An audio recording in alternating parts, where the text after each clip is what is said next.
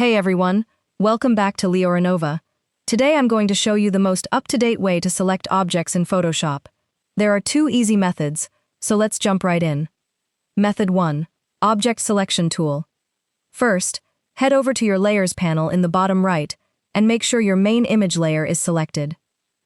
Next, click and hold on the Select tool on the left-hand toolbar and choose the Object Selection tool from the flyout menu. Now click the drop-down arrow at the top and make sure Select People is turned on. Photoshop will often detect people automatically. Just click on them to select them. Another quick option, simply hover your cursor over the person you want to select and click. If it doesn't grab the entire person, just hold Shift and click on any missing areas to add them to your selection.